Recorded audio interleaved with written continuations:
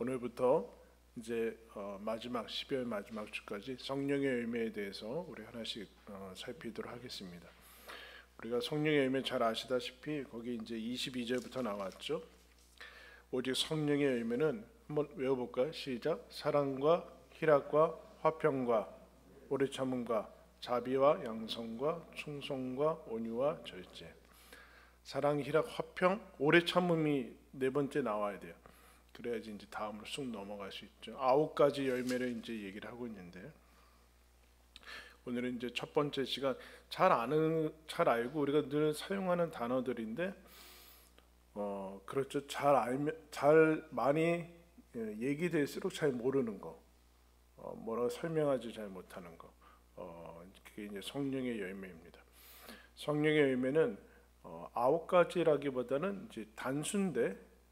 이제 결국에 다 연결되어 있는 거죠. 다 연결돼 성령의 열매 다 연결되어 있는데 그 안에 이제 담겨진 것을 좀 이제 세분화한 거지. 이제 성경 원문에는 단수입니다. 성령의 열매들이라고 하지 않고 성령의 열매, 그러니까 성령께서 주시는 열매의 어떤 다양한 모습들, 그런 모습들을 이제 얘기를 해주고 있습니다.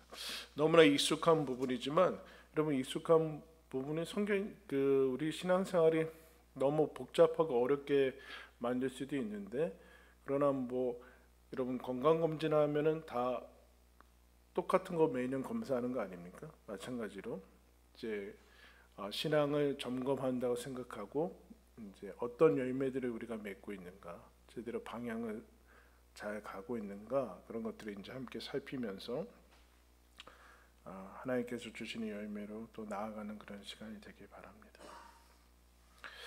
여러분들은 여기는 다 이제 장년들이니까 결혼을 왜 하셨어요? 사랑해서 하셨죠, 그죠? 다른 목적이 있으셨나요 혹시? 명 짧고 뭐 이렇게 해서 한몫 챙기기 위해서 하신 건 아니죠. 좋아해서 사랑해서 하는 거죠. 그 다른 목적이 있을 때 좀 위험하죠, 그죠?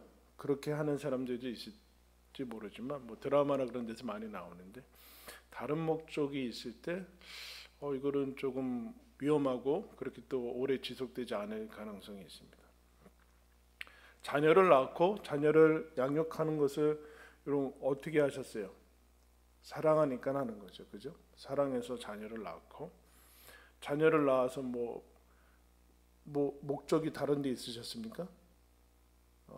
인류의 생존을 인류를 이제 역사를 지속시킨다던가, 아니면 뭐 많이 나와서 이제 노후 대책으로 삼고 뭐 그러기 위해서 아이들 낳지는 않잖아요. 자녀를 이제 사랑해서 사랑의 열매로 자녀가 낳고, 또 키우는 것도 다른 목적이 있으면 아마 못 키웠을 거예요, 그죠? 그것도 어떻게 다 어렵고 이제 힘든 생명을 이렇게 간단하에서부터 생명을 키운다는 게 여러분 그게 보통 힘든 일이 아니잖아요. 사랑해서 할 수 있는 거지, 다른 목적이 있었으면은 어렵고 힘들 거예요, 그렇죠? 근데 우리가 뭐 결혼, 뭐 자녀들, 우리가 생명을 받고 여기서 자라고 있는 거 다 우리가 이제 바쁘고 힘들고 그러다 보니까 잊고 살지만 다 원래 목적은 그것이었습니다. 여러분 여기 예배에 왜 오셨어요? 하나님을 사랑해서 오신 거죠. 교회에 왜 올까요?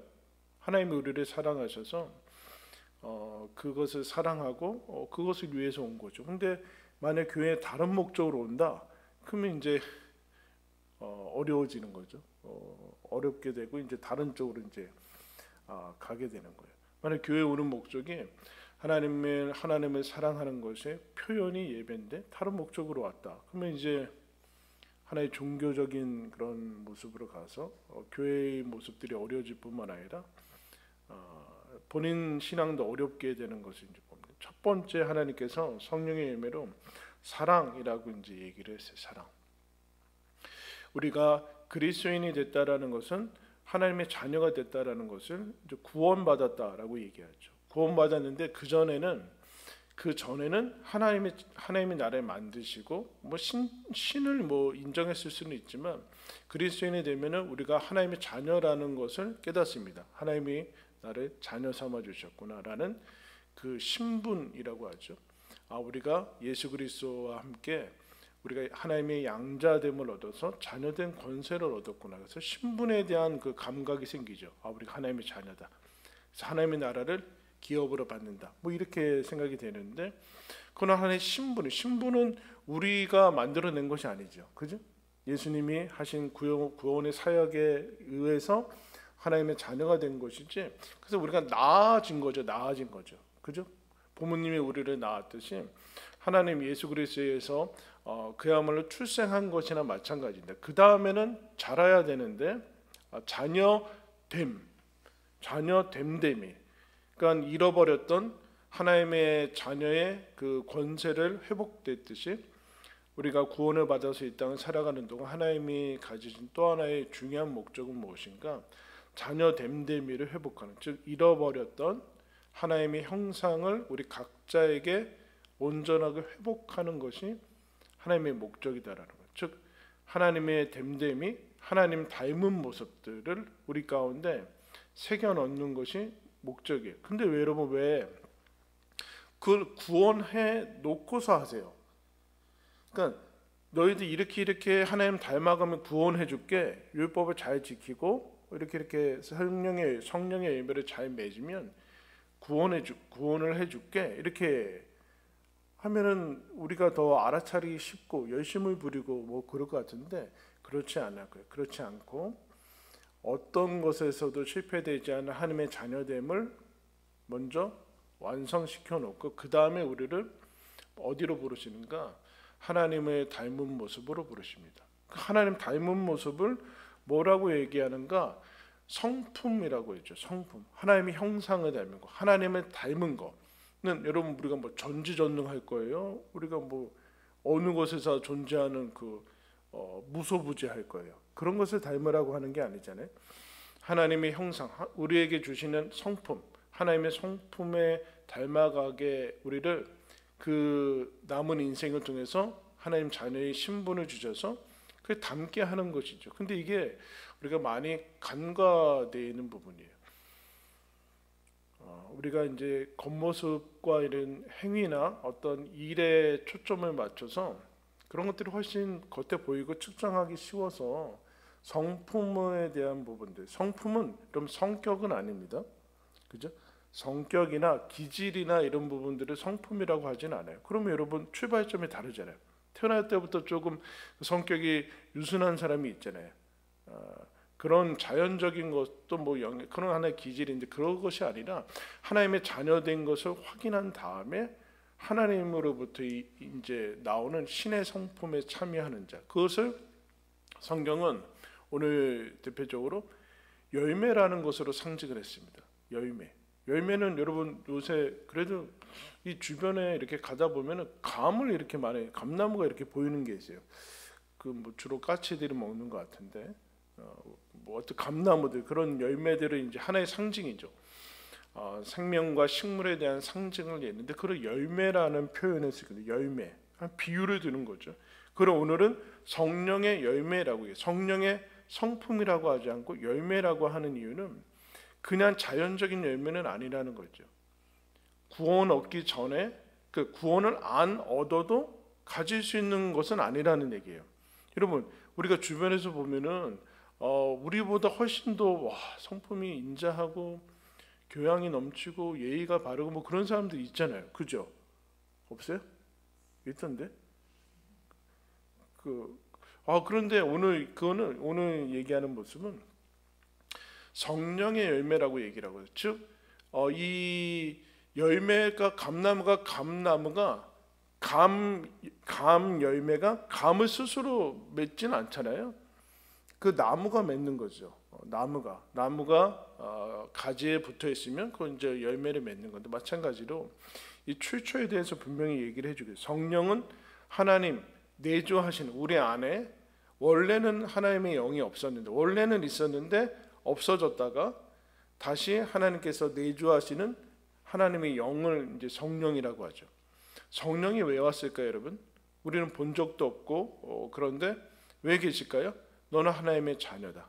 하나님이 보증하고 하는 그 인치시는 그 이유로 성령이 있는데 내주하시는 하나님의 영이고 하나님과 연합된 증거예요. 즉 내가 그 길거리에 막 떨어져 있는 나뭇가지가 아니라 하나님의 연합 붙어 있다라는 그 생명의 증거가 성령이죠. 거기서부터 이제 너는 하나님께 붙어 있는 사람이기 때문에 자연스럽게 열매를 맺을 수밖에 없다라는 얘기를 이제 하게 되죠.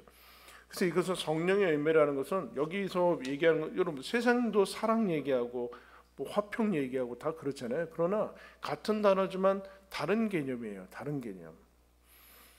하나님으로부터 주어지는 성령의 열매에 대해서 이제 얘기를 하고 있는, 이건 뭐 자연적인 거나 인간애를 얘기하는 것이 아니라 하나님으로부터 나오는 신자들에게 주어지는 삶의 모습들에 대해서 얘기를 해줘. 근데 그것이 왜 열매냐면은 따다가 붙인다든가 아니면 그 중간중간 간헐적으로 나오는 것이 아니라 성품은 그 사람 됨됨이기 때문에 장소나 시간과 상황에 따지지 않고 나타난다는 얘기예요.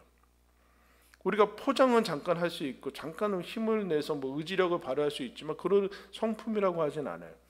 성품은 내가 나나 마찬가지이기 때문에 언제 어디서나 드러나는 부분들, 물론 기복이 있을 수 있고 상황에 따라서 다른 모습이 중간중간 나타나지만 그런 것들은 이제 열매라고 얘기하죠. 그러니까 일은 얼마든지 위에 이제 육체의 일이라고 그랬어요. 육체 열매라고 하지 않고 육체의 일이라고 했는데 일은 될 때도 있고 안 될 때도 있고 보일 때도 있고 막 그렇거든요. 그건 내 것은 아니에요. 내 존재의 나의 됨됨이, 내가 다른 누구냐, 너는 어떤 사람이냐는 다른 얘기라는 얘기죠. 근데 하나님께서 첫 번째로 어떻게 보이시는가? 사랑에 대해서 얘기를 해주고 있어요. 사랑. 여러분 왜 그 사랑은 뭐예요? 그냥 기분이 좋고 막 그러는 건가요? 그런 환상이 있죠. 환상. 사랑하면 사랑 떠올리면 무조건 좋고 막 그냥 행복하고 막 그런 이제 어떤 그 판타지가 있는데 여러분 어떠세요? 사랑이 편해요? 어떠세요? 사랑받는 게 편하세요? 그런 사람들이 있대요. 우리가 뭐 대부분 그런지도 모르지만 여러분 칭찬이 어떠세요? 칭찬받으면 너무 좋으세요? 좀 불편하세요? 에? 의도가 있는 거 아닌가? 날 놀리나? 나한테 내 지갑을 열기로 하는가? 아니 왜 저런 얘기를 하는 거죠? 립 서비스인가? 이런 수많은 이 칭찬이, 그래서 나 같은 그냥 거기서 칭찬하면은 그냥 감사합니다 그러면 되는데 갑자기 막 그 찾죠. 그거와 반대적 나는 주고 또 저 사람이 막 칭찬이 불편한 사람들, 더 나아가서 행복이 불편한 사람들. 행복하면 이게 나는 내 것이 아니라고 생각해서 행복하면 불안한 거예요. 그거를 즐기지 못해요. 감사하면서 기뻐하면 그러면 되는데 이 행복하고 이제 뭔가 좋은 일이 있으면 불안한 거예요. 무슨 나쁜 일이 올라오고 그러는가. 이렇게 행복이 불편한 사람들. 왜 그럴까요? 행복을 너무 많이 못 누려서 그랬겠죠. 아니면 사랑이 불편한 사람도 있어요. 사랑받는 게 불편한 사람들. 왜 그럴까요? 어릴 적에 여러 가지 이유들이 있겠죠. 사랑을 받아본 적이 있어야 되는데 사랑다운 사랑을 받아본 적이 있어야 사랑을 받아도 편안하고 또 사랑을 하고 그럴 텐데 사랑을 받아본 적이 없으니까 사랑받는 것에 대해서 힘들죠. 그래서 늘 또 불안해요. 내가 사랑하는 사람이 날 떠나겠지? 이래서 나를 버리겠지? 이래서 그게 이제 그러다 보면은 내가 사랑받기 위해서 어떻게 되는가 보니까 예뻐야 되는구나. 근데 나는 예쁘지 않으니까 성형수술 한다던가 이렇게 공부를 잘해야 되는구나. 이렇게 하던가. 근데 그게 해결이 되지 않죠. 공부 잘해서 사랑하는 게 아니잖아요. 그건 거짓 짝퉁 사랑들에 의해서 노출됐기 때문에 사람들은 그렇죠. 뭔가 잘하고 예쁘고 하면은 주목을 받고 하는데 그게 사랑은 아닌데 저렇게 하면 되는구나라는 그런 세상의 사랑들에 길들여지면은 불안하고 진짜 사랑을 모르는 거죠. 거기서는 여러분 사랑이 제대로 나올 수 없습니다. 사랑의 여러분 반대는 뭘 것 같아요? 그래서 우리는 사랑받기 위해서 대단히 분주하게 됩니다. 분주하게 돼요. 그리고 좋은 게 많은 게 좋다고 많은 게 다다익선이라고 언제나 많으면 행복하다라는 그런 환상을 가지고 있어서 무조건 많으면 좋다고 생각을 하는 것 같아요. 그러니까 분주하게 되죠. 그러니까 욕심을 부리게 돼요. 뭘 희생하면서요? 사랑을 희생하면서. 자녀에 대한 사랑을 희생하면서 분주해요. 만날 시간이 없어요. 시간을 내주지 않아요. 왜 그럴까요? 뭔가 다른 것들로 돈으로 지금 때우려고 하는 거죠. 사랑을 돈으로 때우려고 하니까 돈 나가서 엄청 어느 정도 욕심이 부려서 더 많이 보는데 자녀들하고 얘기할 시간이 없는 거예요. 사실은 헛된 환상이 있는 거죠. 환상이. 이게 더 많으면 사랑을 돈으로 때우고 있는 거예요. 지금. 아니면 다른 걸로 때우고 있는 거예요. 물질적인 것으로. 사실은 사랑이 다른 이제 헛된 것이 행복하겠지 뭐 이렇게 되는 거. 사랑이 그러니까 사랑이 늘 분주함에 밀리고 분주함이라는 것은 다른 거기에 욕심이 들어가서 가득 채우는 건데 사랑은 없고 아니면 왜 사랑은 우리 현실에서 보기 힘든가? 미루는 거죠. 다음에 있을 거라는 생각을 하는 거예요. 내일이 있을 거라고 생각을 하고 자꾸 미루는 거죠. 어떤 조건이 갖춰진 다음에 자꾸 이제 미루는 거예요. 내일이 있다는 착각을 이제 자꾸 하게 됩니다. 이런 사랑들에 우리가 처음부터 노출이 되고 하니까 하나님의 사랑도 대단히 어려워요, 여러분. 하나님의 사랑도 받아들이기가 어렵죠. 그 믿음이란 결국에는 하나님이 나를 조건 없이, 값 없이 아들 예수를 주신 만큼 사랑한다는 건데 이게 감이 안 잡히는 거예요. 감이 안 잡히는 거예요. 믿어지지가 않는 거예요. 근데 여러분 왜 믿어지지가 않을까요? 나를 봐도 그렇고 내가 살아온 과거도 그렇고 내가 지금 이제 견디고 있는 그런 현실들의 조건들을 보면은 하나님이 나를 사랑한 것 같지가 않다는 얘기예요. 근데 여러분 그거는 왜 그럴까요?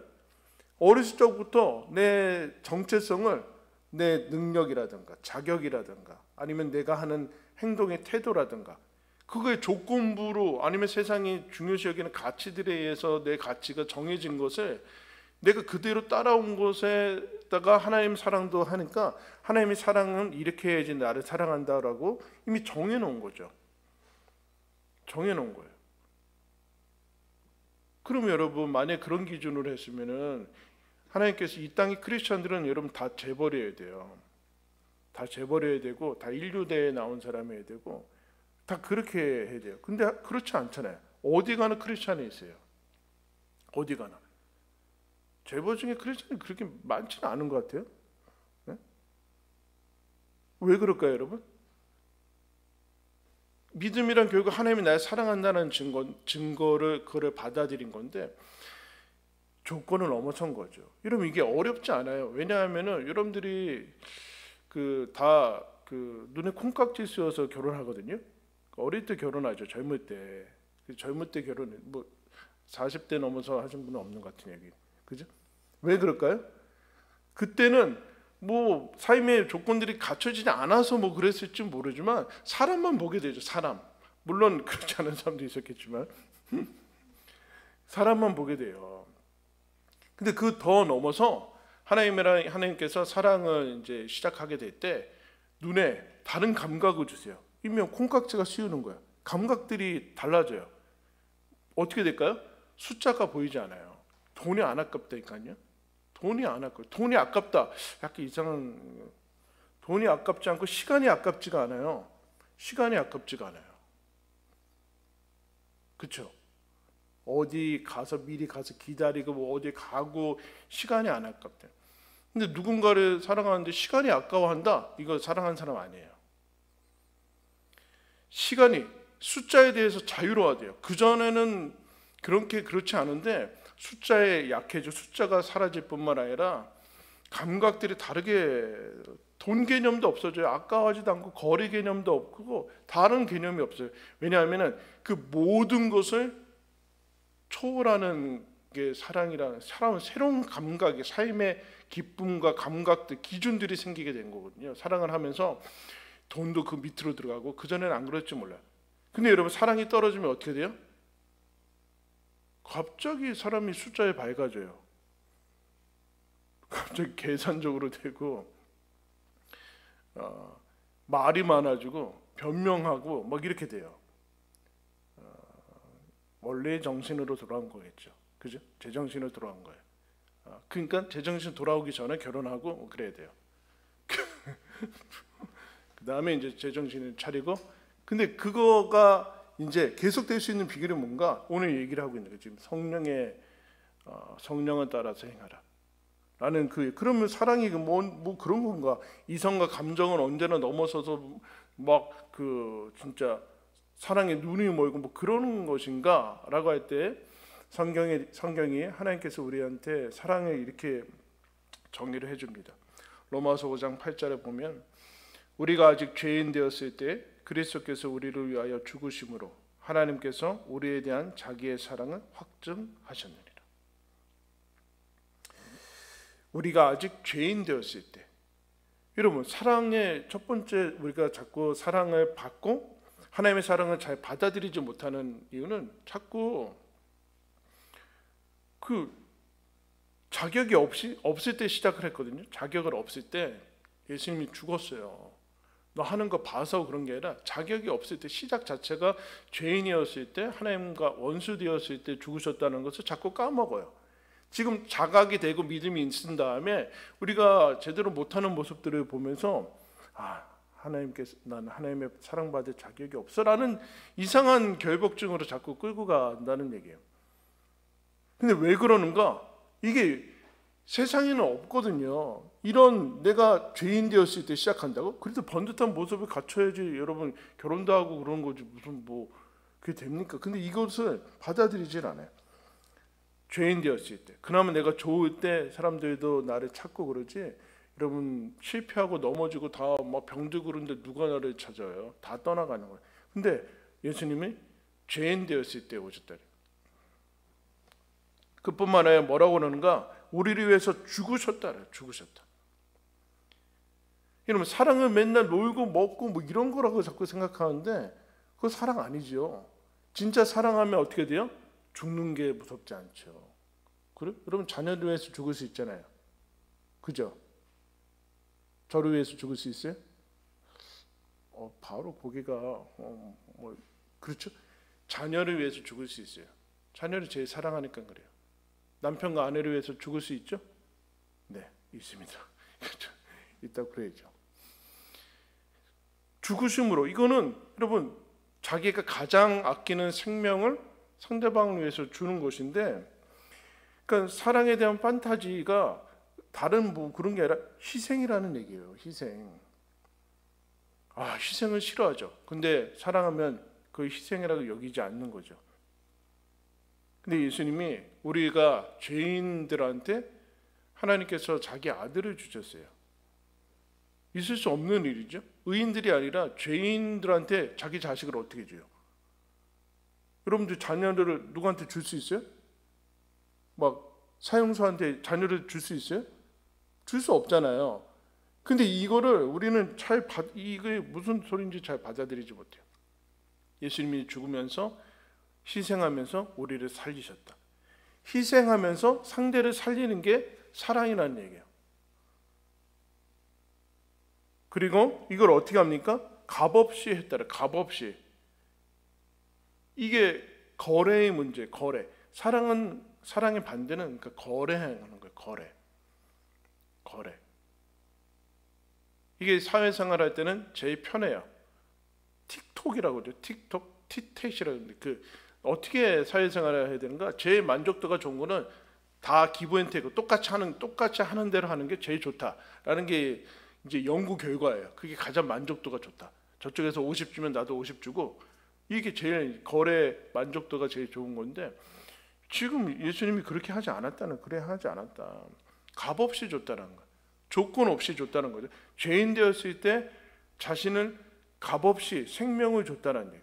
여러분, 거래가 들어가면, 거래나 이런 게 들어가면은 사랑이 쉽지 않아요. 근데 이거를 받아들여야 되는데 우리가 받아들이지가 않죠.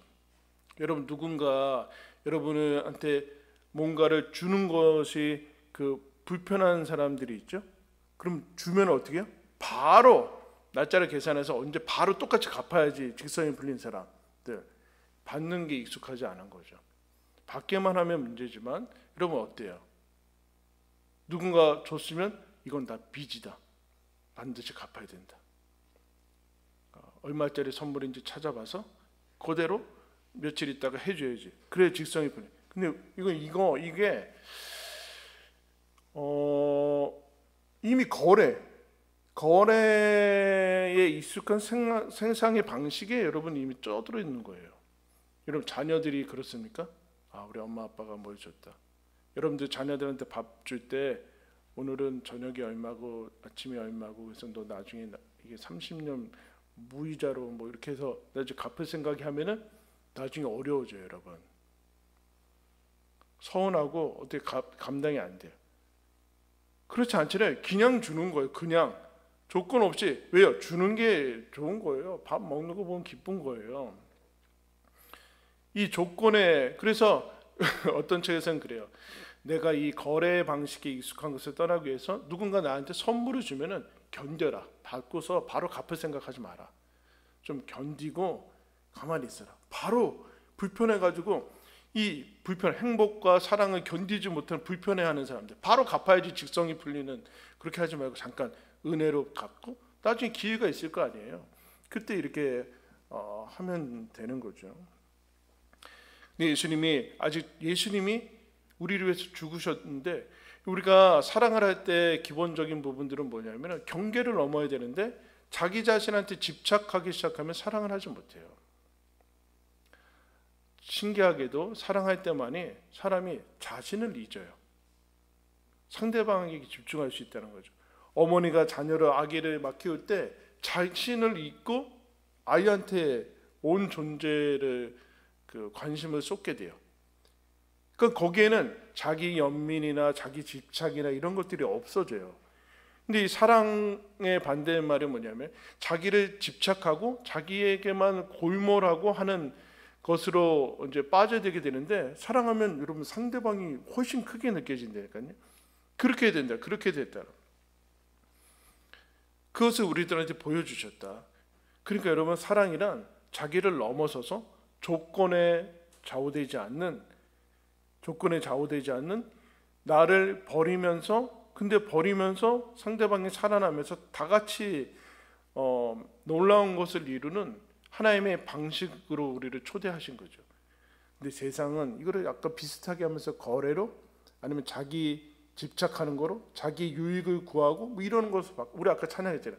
사랑은 자기 유익을 구치 않고. 여러분, 암세포가 뭐라고 그래요? 암세포 같은 사람, 존재, 뭐라고 그래요? 왜 그래? 암은 다 자기 유익만 구하는 게 암세포래요, 의사가.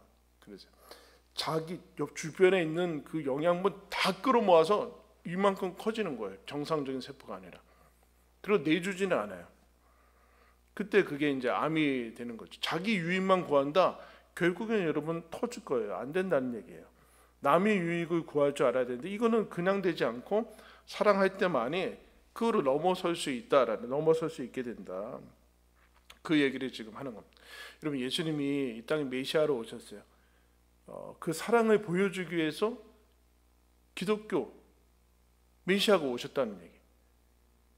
근데 여러분, 예수님이 어땠을까요? 가장 어떻게 보면 불행하고 열악한 그런 시대와 환경과 그런 가정과 그런 데서 태어납니다. 그죠? 여러분 같으면, 그래서 주변의 사람들도 그 예수님하고 예수님 마리아 요셉 그 다음에 나타난 그 예수님의 그 동생들까지도 예수님을 안 믿었다니까요. 우리 형 미쳤다고. 우리 형 미쳤어. 제정신이 아니라고. 그러고 다녔어요. 왜냐? 그 환경은 이제 아버지 요셉도 가죠. 그 환경은 하나님이 메시아를 보냈다고 그러고 절대로 하나님이 그렇다고 믿을 수 없어요. 근데 여러분, 예수님이 공생이 시작할 때 하늘에서 무슨 소리가 들립니까? 너는 내 사랑하는 아들이고 내가 너를 기뻐한다. 뭘 줬다고? 이런 힘겨운 가정에서 나라도 태어나고 나라 주권도 없는 나라에서 태어나가지고 아버지는 먼저 가시고 또 자녀들은 또 동생들이 이렇게 많고 호르몬이에 막. 예? 근데 여러분, 이거를 어떻게 하나님의 사랑을 확신할 수 있고 메시아라고 확신할 수 있겠습니까? 메시아라고 확신할 수 있겠어요? 근데 예수님이 내가 하나님의 사랑받는 자라는 것을 확신하고 공생의 사역을 하고 십자가를 지고 그렇게 가요. 십자가에 어떻게 가능했을까요? 예수님은 하나님의 사랑을 의심하지 않고 받아들였어요. 내가 하나님의 사랑받는 자다. 심지어 십자가에서 왜 나를 버리십니까? 어찌하여 하나님 나의 아버지 왜 나를 버리십니까? 라는 그런 상태에서도 예수님이 하나님이 나를 사랑하시는, 나는 하나님의 사랑받는 자라는 것을 확인하고 갔다. 지금 무슨 얘기일까요? 세상은 끊임없이 너는 무가치하고 너는 사랑받을 자격이 없고, 봐라, 네 꼴을 봐라, 네 주변을 봐, 네 가족을 봐라, 네 가문을 봐라, 하나님이 사랑하는 것 같냐? 라는 것으로 죽을 때까지 얘기한다는 거예요. 죽을 때까지. 야, 너 하나님이 사랑하면 왜 병드냐? 뭐 이렇게 뭐 할 말이 없잖아요. 우리는. 너 왜 그렇게 살아? 너나 잘 살아, 너나. 뭐 전도하면 야, 너나 잘 살아. 뭐 이렇게 되는 거 아니에요. 근데 우리는 거기 안에서 하나님의 사랑은 나의 그 모든 것에서 어떤 것에서도 기인하지 않고 예수 그리스도로 말미암아 내 정체성은 형성이 된다. 그런 얘기를 하는 거예요. 그런 얘기를. 그 사랑을 아는, 하나님의 사랑이 나한테 부어졌다. 그래서 이제 그런 얘기를 합니다. 내가 사랑받는 자라는 거를 받아들이지 않으면, 그래서 앤 보스캠프라는 이제 한 여인이 자녀들을 많이 키우면서 이제 하나님에 대한 사랑에 대한, 그런데 그래, 우리는 하나님의 사랑 받는 자라는 그 나의 그 본질의 정체성을 받아들이는 것보다 나는 무가치하고 부적응자고 모자란 존재고 부서진 자라는 것을 받아들이는 게 훨씬 쉽고 안전하다. 왜냐하면 그게 내 현실과 차라리 비슷해요. 여러분, 살아가는 인생이 힘드니까 차라리 그게 비슷하죠. 하나님이 날 사랑하지 않고 나는 부족은, 나는 모자라고 능력도 없고 무가치하고 쓸모없고 자기 비난과 혐오로 빠지는 게 훨씬 편하고 맞는 것 같고 현실과 지금 일치되는 모습인 것 같다니까요. 근데 거기에서 거슬러서 그렇지 않다. 나는 하나님의 사랑받는 자다. 나는 분명히 부서지고 모자라고 부적응자고 실패한 것 같고 내 과거도 그렇고 앞으로도 그런데 하나님께서 나를 사랑하는 자라고 선포하시고 예수를 보내셨다. 그 사랑을 용기 있게 받아들이는 거예요. 용기 있게. 그럼 그럴 때만이 사랑을 받은 자니까 사랑할 수 있는 거예요. 그 사랑은 여러분, 그래서 크리스찬만이 드디어 이제 사랑할 수 있게 되는 거예요. 부모님이 돼서 자녀를 사랑할 수 있잖아요. 근데 그거는 완전히 다른 사랑이죠. 왜냐하면 자녀들이 소굴석이잖아요. 근데도 부모는 그대로 하지 않잖아요.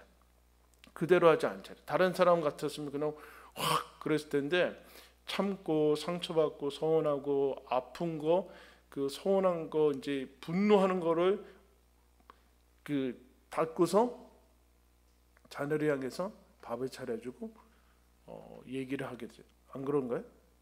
막 그대로 쏟아놓네. 나가 죽어라. 네가 넌 왼수다. 막 그러지 않잖아요. 그것들을 이제 경험하는 것. 이 현실과 현재를 받아들여서 하나님이 나를 예수님을 통해서 사랑하는 거예요. 자꾸 우리 신앙이라는 것이 그 성령께서 내가 하나님의 사랑받는 사람이구나. 어떻게요? 예수님을 보는 거죠. 내가 나 스스로도 그렇게 느껴지지 않더라도 하나님이 사랑하셨다는 거니까 그걸 용기 있게 받아들여. 그랬더만이 여러분 우리는 이 조건과 거래와 이런 것들을 나의 못남을 넘어서서 이제 갈 수 있게 돼. 그래서 여러분 사랑의 반대면은 어떻게 보면은 사랑받는 그 사랑을 하나님께서 받아들이는 것의 반대는 다 자폭하는 거예요. 여러분 그래서 믿음이 없으면 다 자폭하는 거나 마찬가지예요. 자폭하는 거라고. 자폭이 뭐예요? 난 가치가 없어. 난 무가치해. 날 누가 저기해서 세상에 나밖에 없어. 세상은 어차피 인생은 혼자야. 이거 다 자폭하는 거라고요. 자폭. 그렇지 않고 하나님이 날 사랑하는 거라는 받아들이는 거는 이거는 완전히 다른 길로 확 넘어가는 거예요. 그래서 드디어 사랑할 수 있게 되는데 그 사랑은 뭐예요? 고난과 희생과 아픔을 겸비하는 거죠. 겸비하게 돼요. 그래서 여러분 사랑하는 사람이 언제나 더 아픈 거예요. 그죠? 부모가 언제나 더 아픈 거예요. 자식보다. 자녀가 부모보다 자녀가 더 아프다? 문제가 있는 부모예요. 자녀가 부모를 위해서 날마다 기도한다? 심각한, 정신 차려야 되는. 언제나 눈물이 있고 아프 사랑하는 사람. 근데 그게 손해가 아니라 그게 사랑이다. 그 얘기를 했죠. 그게 사랑이고 생명의 길이다. 그게 성령만이 주실 수 있는 열매다. 그로 말미암아 생명과 사의 맛들이 날 것이다. 근데 우리는 이제 이렇게 생각하면 나는 사랑의 열매가 맺혀지고 있는가? 라고 하면 자꾸 이제 막 거창하게 막 이렇게 가는데 그러지 말고 뭐가 제일 어려워요, 여러분? 우리 가족한테, 여러분한테, 가족들한테, 우리 교우들한테 웃어주는 게 어렵잖아요. 왜? 짜증나는 일이 많거든요. 하루 동안에 이 자질구레한 그 스트레스와 이런 잽들이 얼마나 많은지 몰라요. 그러면 집에 가면 다 힘들고 뭐 그냥 그런 거예요. 근데 그때 예수님이 값없이 내 상태와 상관없이 사랑하셨어요. 지금도 그 상태에서도 하나님께서 나를 사랑하시니까 미소를 짓는 거예요. 목사님은 잘하세요? 그런 얘기 묻지 마세요. 말을 예쁘게 하는 거예요. 친절하게 하는 거예요. 거창한 게 아니잖아요. 말을 친절하게 해주는 거예요. 괜찮다. 할 수 있다. 하나님이 너한테 힘을 주실 거다. 이 얘기를 못해요. 성령의 사랑의 열매가 뭘까요? 이런 거예요. 웃어주는 거예요. 세상은 무슨 뭐 국민을 위하고 뭐 난리를 피는데 예수님이 뭐라 그래요? 지극히 작은 자에게 냉수 한 잔 주는 거다. 웃기는 소리하고 무슨 국민과 역사와 무슨 쓸데없는 소리들하고 지 옆에 있는 사람하고 치고받고 싸우면서 쓸데없는 소리에 속으면 안 돼요. 예수님은 지극히 작은 자에게 웃어줘라. 축복해라. 너 기도해 줄 수 있지 않느냐. 돈이 드냐?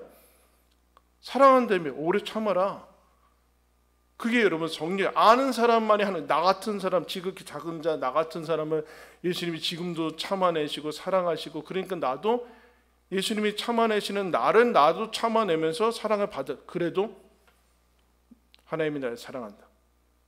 이렇게 얘기하면서 나도 지금 내 사랑 하나님의 사랑이 흘러가고 있다면서 그렇게 보이지 않더라도 바라고 믿고 웃어주고 축복하고 기도하고. 그럼 그게 여러분 성령이 할 수 있는 거죠. 할 수 있는 거. 드디어 우리는 사랑할 수 있는 사람이 되었다. 그게 잘 안 되니까 교회 오고 예배 드리고 다시 시작하고 그러는 거예요, 여러분. 그럼 뭐 한 번 은혜 받았다고 되면은 뭐 그게 아닌 거죠. 왜요? 내 열매가 아니라는 얘기예요. 성령께 붙어 있어서 계속해서 나는 넘어지지만 끊임없이 어제는 잘 못했지만 지금 오늘은 그렇게 하는 거예요. 오늘은 그 사랑하면은 아프고 눈물이 있고 상처를 많이 받게 되죠. 근데 여러분 상처 없는 사람을 생각하세요. 무시무시하죠. 여러분. 상처 없는 사람은 무시무시한 흉기나 마찬가지예요. 상처가 없다는 얘기는 아무런 감각이 없다는 얘기뿐만 아니라 상처만 계속 주고 있다는 거고 죄에 대한 감각도 없다는 얘기예요, 여러분. 죄책감이 없다는 얘기고 수치심도 없다는 얘기. 무시무시한 사람이죠. 그 사람들을 사랑할 수 없어요. 상처만 주고 있는. 근데 사랑한 사람은 예민하고 아프고 그러니까 예수님처럼 십자가 지지만 그러나 하나님께서 날 사랑한다. 여러분, 하나님께서 저와 여러분들을 사랑하십니다. 이걸 믿어야지 그게 믿음이에요. 맥스 루케이드라는 사람이 이런 얘기를 했어요. 만일 오늘이 당신의 마지막 날이라면 지금 하고 있는 일을 하겠는가? 아니면 더 사랑하고 더 베풀고 더 용서하겠는가? 그렇다면 그래야라. 이게 마지막 기회인 양 용서하고 베풀라. 내일은 없는 것처럼 사랑하고 내일이 다시 오면 다시 사랑하라. 내일이 없는 것처럼 사랑하고 내일이 오면 다시 사랑하라. 여러분, 이거 우리 제쳐놓고 있죠? 사랑은 별로 중요하지 않다고 자꾸 생각. 그렇지 않아요. 사랑이 다시 제자리를 처음에 찾아야 돼요. 그게 성령께서 우리들한테 요구하시고 끌고 가시는 방향입니다. 이 성령의 열매인 사랑을 여러분 누리시는, 그래서 이것이 얼마나 놀라운 삶의 그 부요함이고 풍성함인지 누리시면서 살아나가시기를 예수님의 이름으로 축원합니다.